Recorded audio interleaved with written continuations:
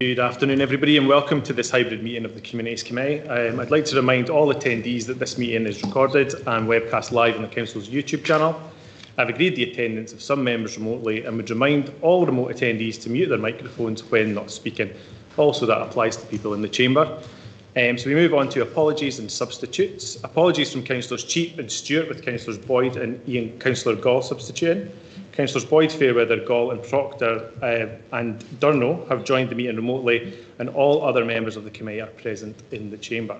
So we move on to agenda item 2, which is declarations of interest and statements of transparency. Do we have any declarations of interest or statements of transparency?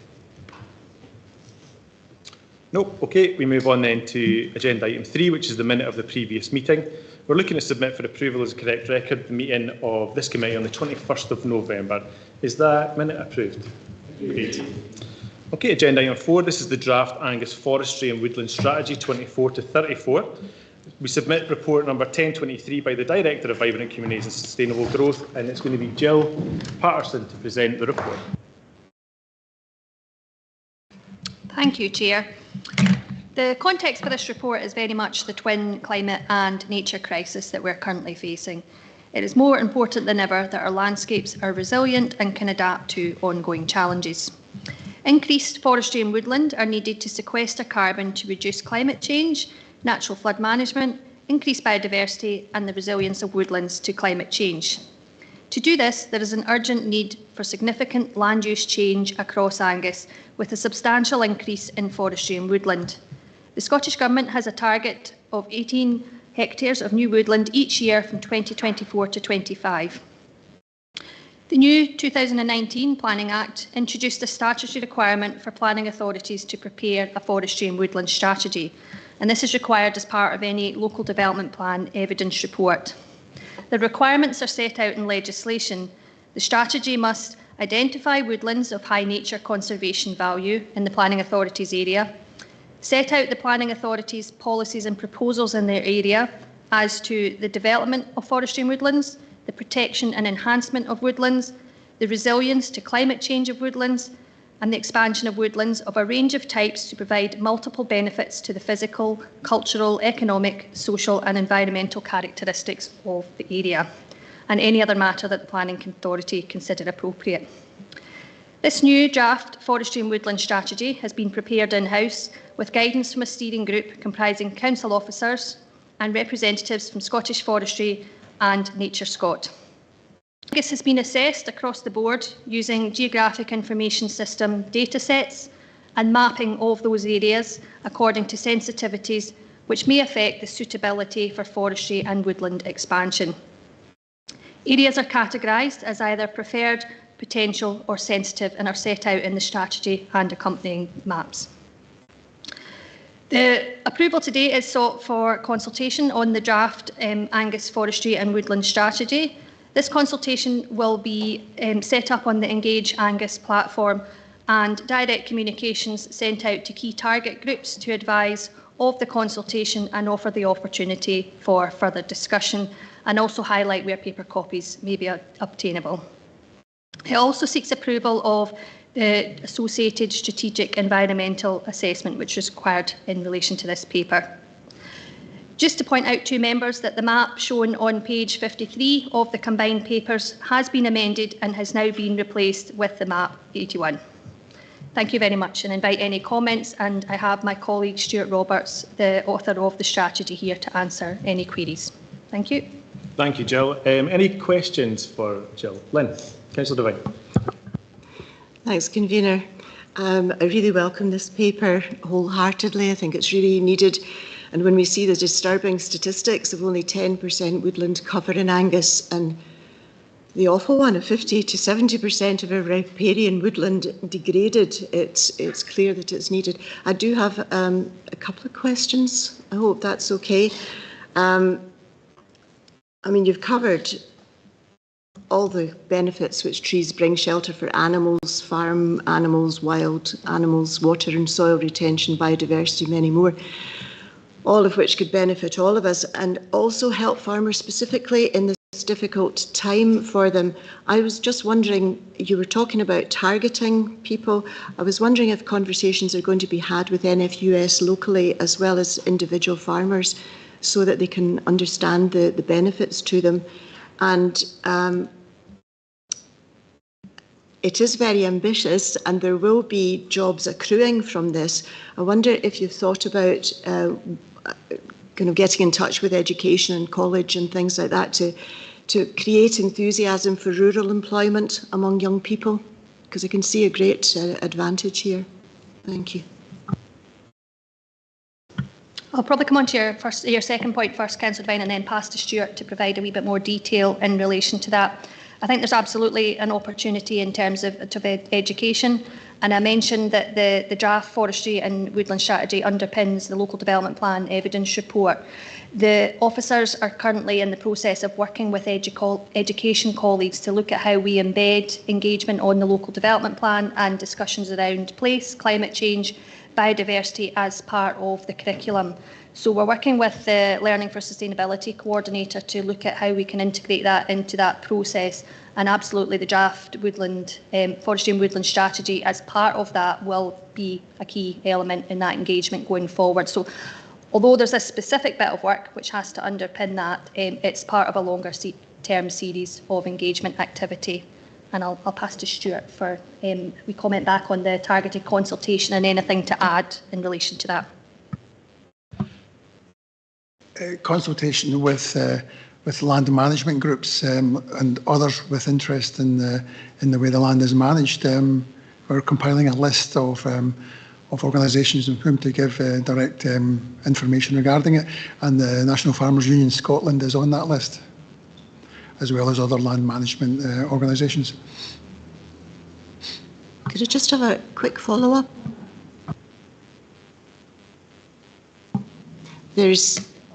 We need to plant loads of trees, but we as a council might not have enough land, and we are going to need to have it, farmers could be providing that and getting the benefits of it as well.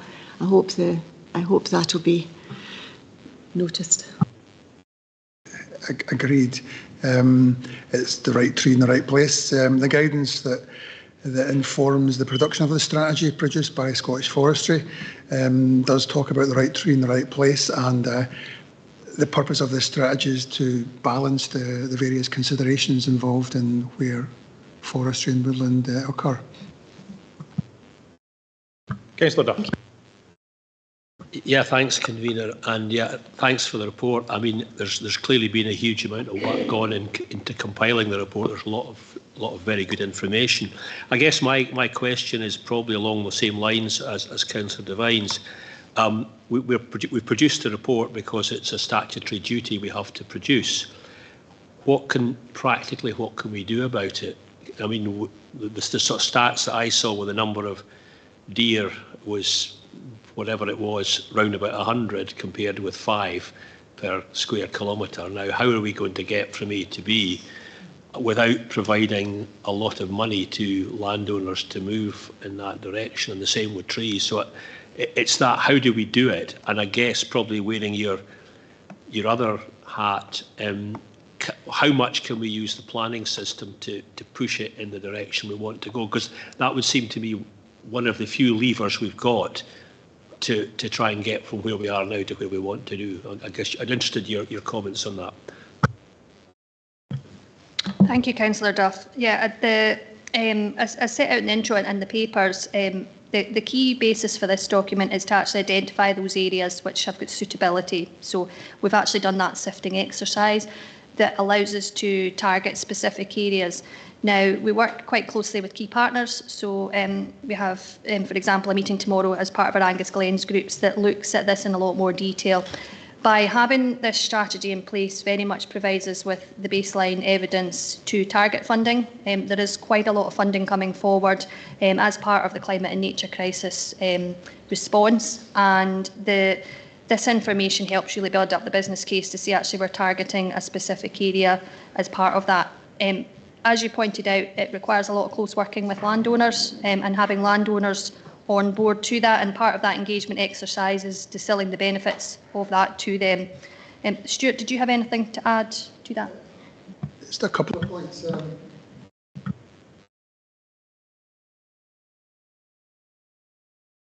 Sorry, much of this will be funded through the Forestry Grant Scheme. If an application is in compliance with the Council's strategy, they will get enhanced grants. So that's helpful. The other thing worth noting is the Scottish Government, I believe, have just started a process of reviewing deer populations in Scotland and the process for controlling that. This is part of that jigsaw of a way forward. In terms of approach to deer populations and their impacts upon vegetation and woodland regeneration, our approach is broadly similar to that of the Cairngorms National Park. One of the partners we clearly work with in places like the Angus Glens. Thanks very much for those answers. That, I think, is encouraging. Thank you. Okay, everyone, I've just been alerted to an issue with the live stream recording. It's focused on Lynn and Lloyd, Councillor Melville and Councillor Devine. I hope they haven't. So just give us a couple of minutes till we see if we can get this recorded. We might have to take a recess just to see what's going on. So just bear with us.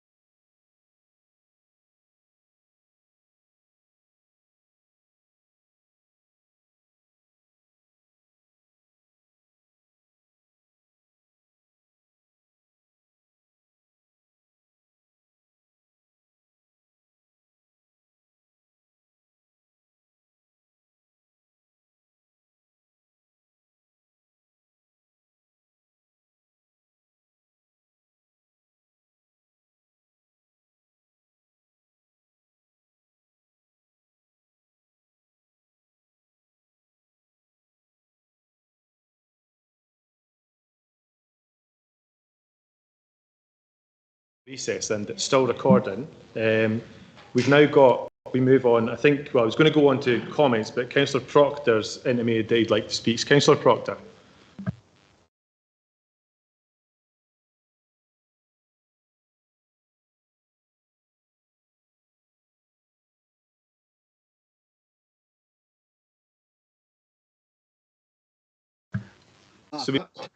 Sorry, Convener, it was just taking quite a while to unmute. Yeah, comment. I do welcome the report. It's very, very thorough, and it'll affect quite a bit of my ward, particularly up in the Glens. And just a point that Councillor Devine made about employment. I do hope that that we will manage to get local people jobs, because, for example, in Glen Prosen, when they changed the direction of travel, what was happening in the Glen, lots of people, not just who were actually directly employed in Glen Prosen, but other peripherals, various trades who supported that operation, either cut down on work or some of them lost their jobs. And I just do hope that this new initiative, which I fully support, will be able to produce, local jobs for local people. Thank you, Councillor Proctor. And we do move on to comments. Comments from Councillor Brace. Yes, thanks, Convener. I think this is an excellent body of work, actually. Lengthy, but quite easy to read and packed full of information. Packed full, I would say, too, of aspiration, because I think, as Councillor Duff alluded to, we have limited control as a council over how this will all progress. But I think it's important that we do what we can to encourage the planting of more trees. I think in upland areas and certainly along riverbanks, there's huge potential for a lot more trees. When it comes to woodlands around our towns, we are, I suppose, a wee bit handicapped, because I think all of our towns and most of our larger villages are surrounded by some of the very best land in Scotland. And that land has a big agricultural value, and it also has, in many cases, a future development value, and it might be very difficult to encourage people to plant a lot of trees on such land, but that shouldn't stop us at least from trying to encourage it. Thanks. Any further comments? Okay, no, then we'll move to the recommendations. The recommendations of the report, just worth pointing out after some comments that we've received, the reports are all available on the Angus Council website, and all the full recommendations can be also found on the Angus Council website in those reports. So if anybody's watching at home online and they want to see exactly what we're debating, if you go to the Council website, everything will be on there. So we're going to go through the recommendations for agenda item 4, the Draft Angus Forestry and Woodland Strategy 2024 to 2034.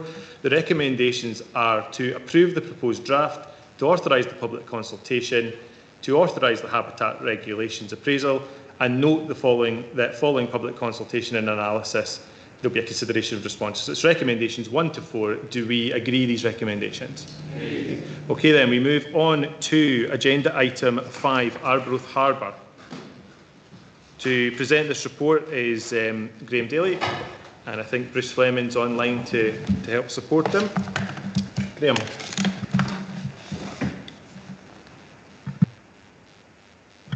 Thank you, Convener. This report presents the updated version of the Marine Safety Management System for Arbroath Harbour, along with the results of 3 separate audits that were undertaken during 2023, including the Port Marine Safety Code audit that was carried out by the Council's designated person. You will find that the results of these audits are, on the whole, very positive, and credit goes to Bruce Fleming, the Harbour Master, his team and the users of the harbour. I would just draw your attention to the recommendation that as the duty holder, the Communities Committee as the duty holder undertakes a visit to the harbour. I am joined, as the convener said, with the Harbour Master, Bruce Fleming, if you have any questions on the report. Thank you, Graham. And we'll open it up to questions first. Are there any questions? Councillor Fairweather.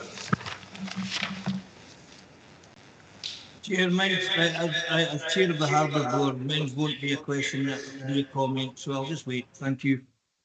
Thank you, Councillor Fairweather. Councillor Durno. Thanks, Convener. On the light of the repair works that's being done at St Andrews Harbour on the outer harbour gates, this survey was maybe taken before the last storm.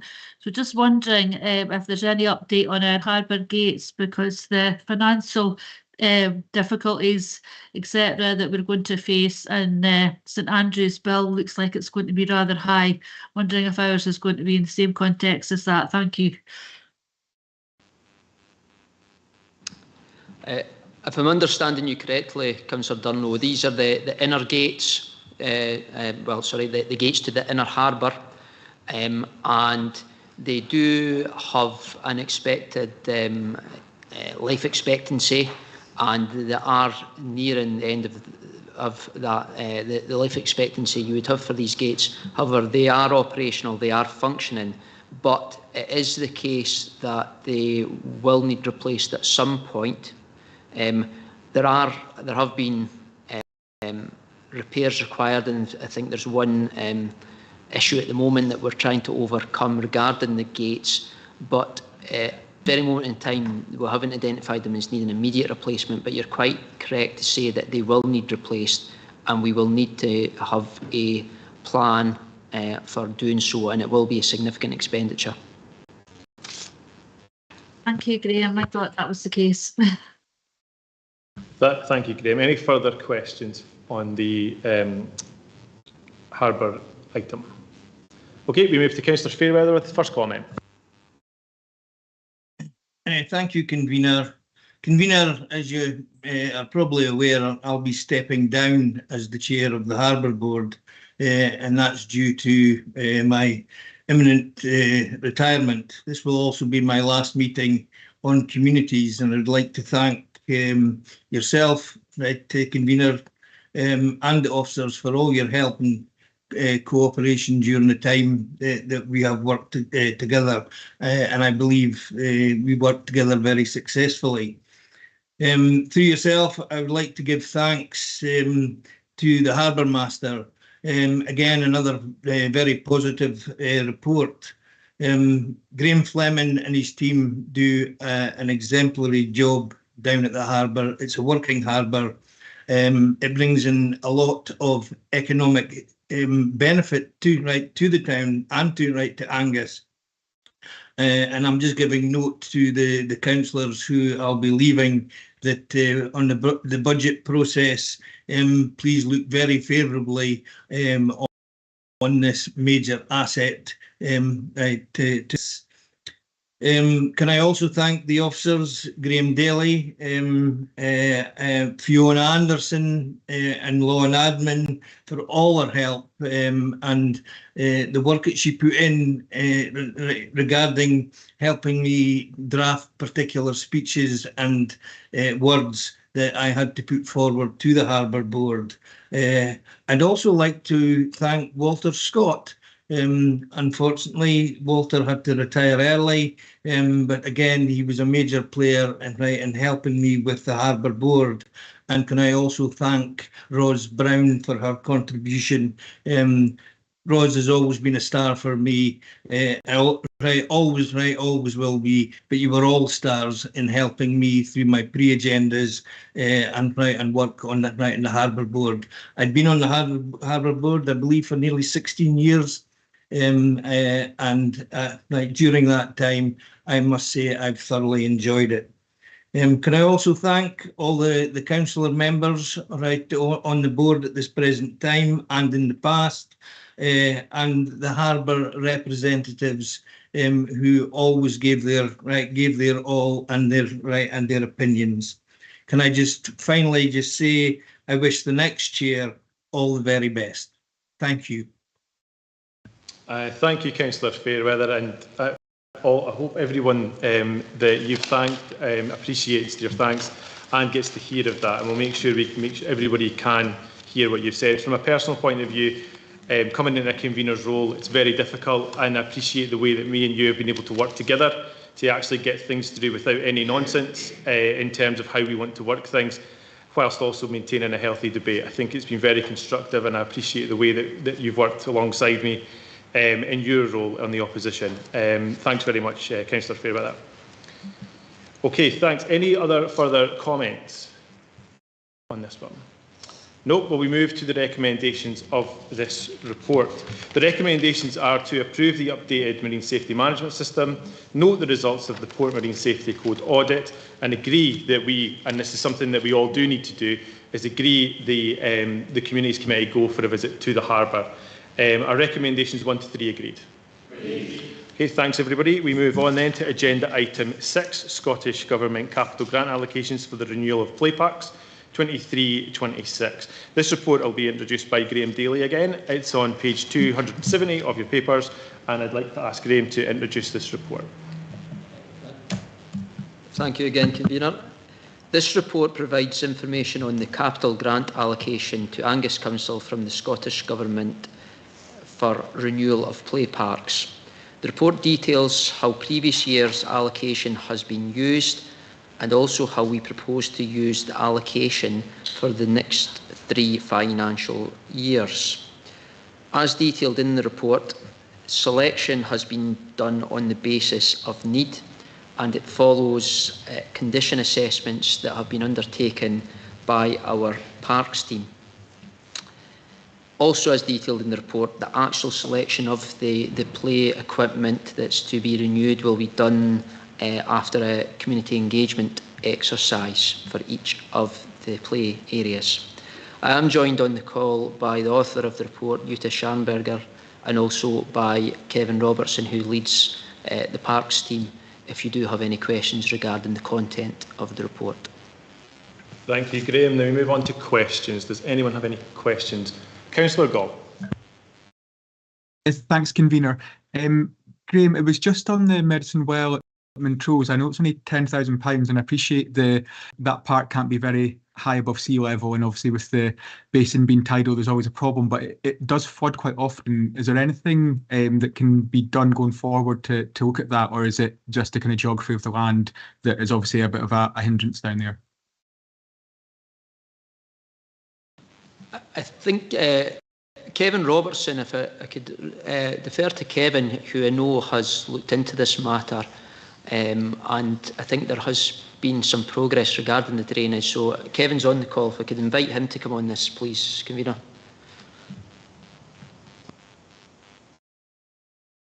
Hi there. Thanks, Graham. Councillor Gall, yes, there's always been an issue with the flooding at Medicine Wells ever since the Inner Relief Road was built. There is a drainage scheme that was installed some years back. We have recognised that there is an issue with that drainage scheme, and that's currently under investigations. But we are confident that we can resolve the issues around about the flooding, and it's only in extreme cases that there'll be any flooding in the future. Councillor Gall? Okay, thank you very much. Then any other further questions? Councillor McLaren. Yes, thank you, Convener. I realise this is not in the report, but in the previous administration there was £100,000 allocated to the budget for a play park upgrade in Forfar. Is this money still available for that purpose?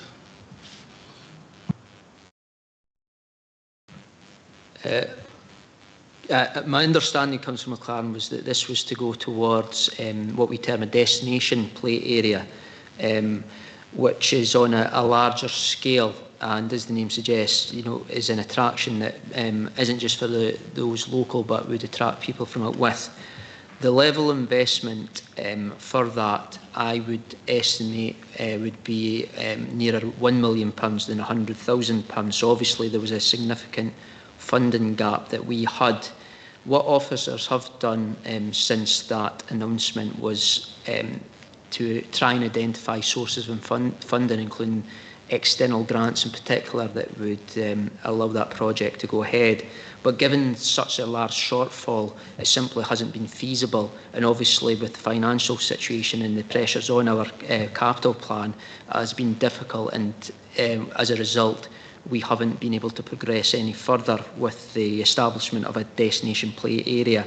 In terms, I think, directly to answer your question, which is it in the capital plan, I think that it has been subject since then to different budget setting exercises.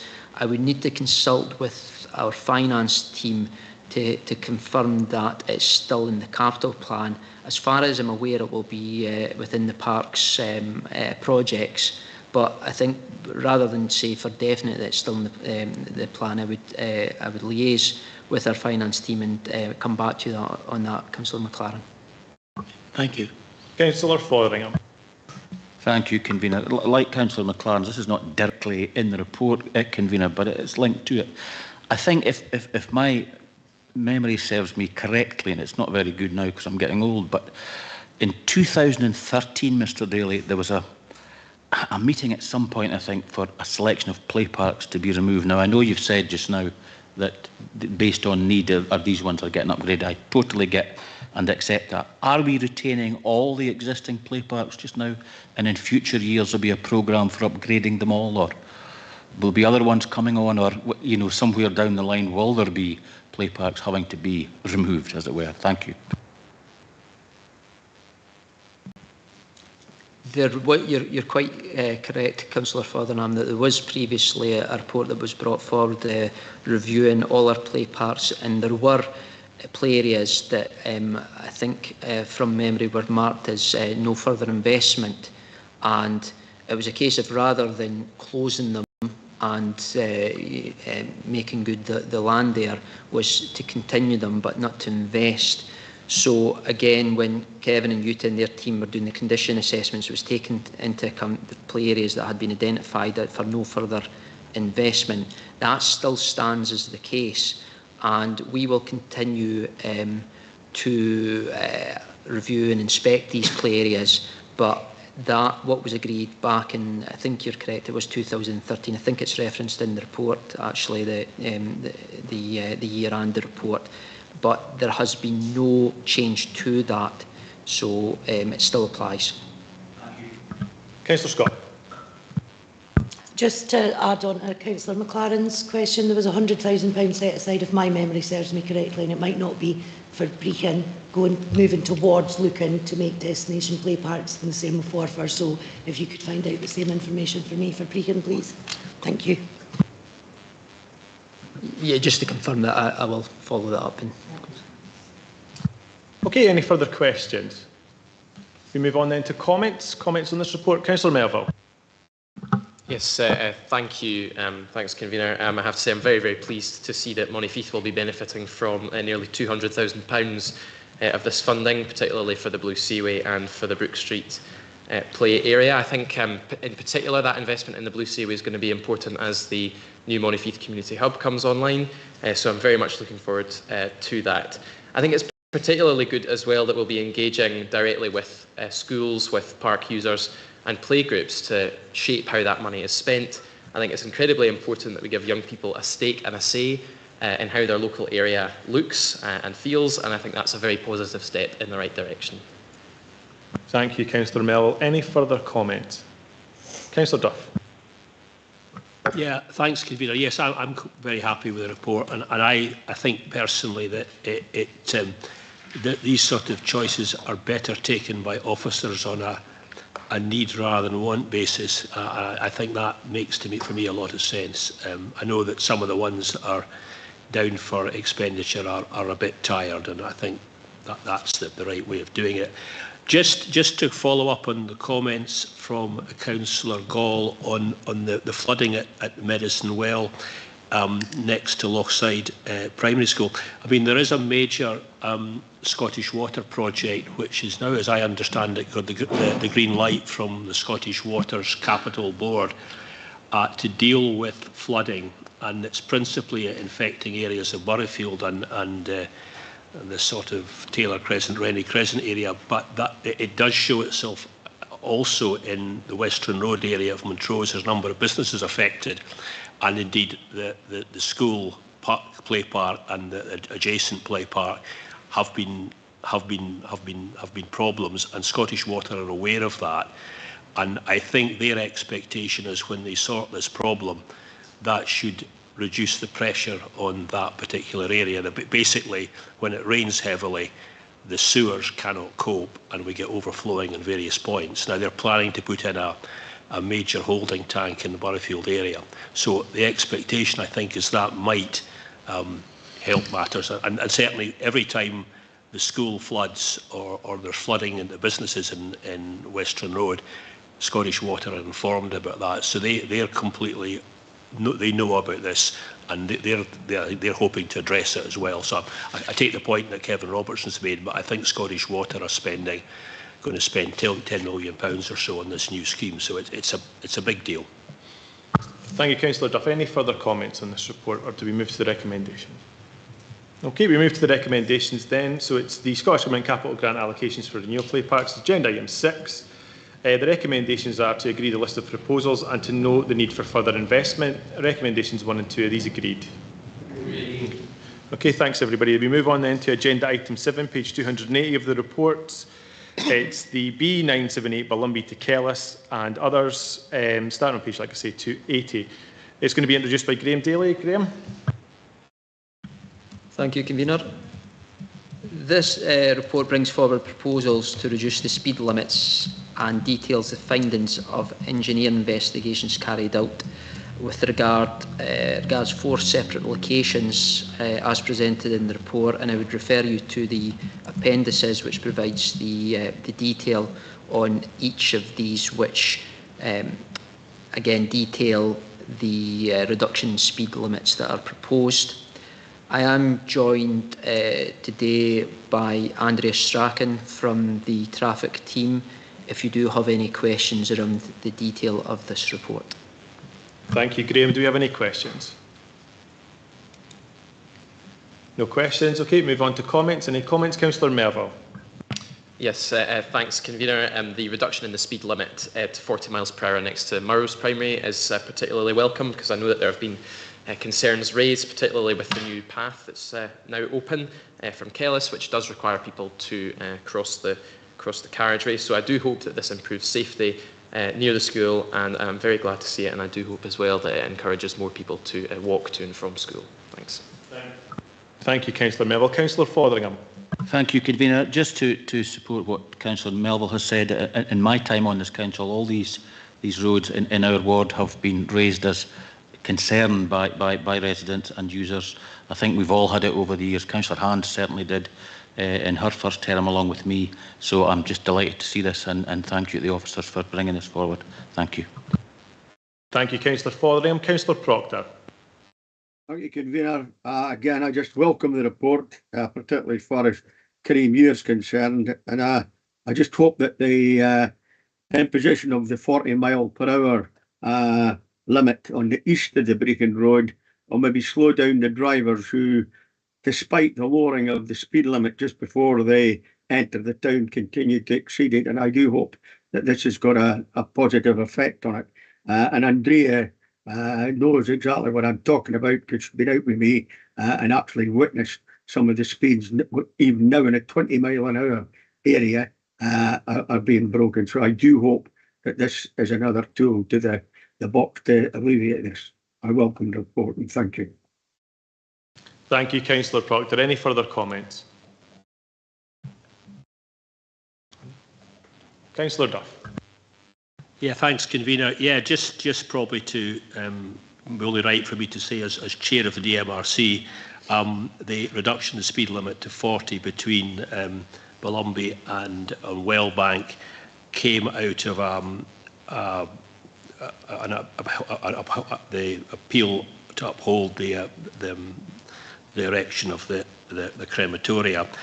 We did do a pretty extensive site visit with roads officers, and that was one of the recommendations that we were all agreed on as it would make a lot of sense. So I'm pleased to see that Mr. Daly's brought that forward today, and that effectively was recommended from the planning appeal.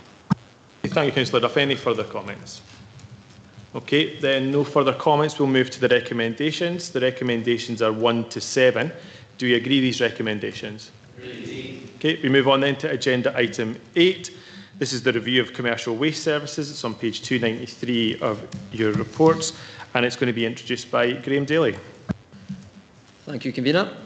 This report brings forward proposals for adjusting charges levied by the Council for the collection and disposal of commercial waste. This is an exercise we do undertake on an annual basis, and as detailed in the report, we do have a statutory duty to recover our costs, and the increases to some of our prices ensures that we continue to do so. At the same time, I would say that we do make every effort to keep our prices as low as realistic and possible. I am joined, sorry, Convener, I should highlight, I'm joined by the author of the report, Suzanne Austin, also. Thank you, Graham. Any questions? No questions. We move on to comments. Any comments on this one?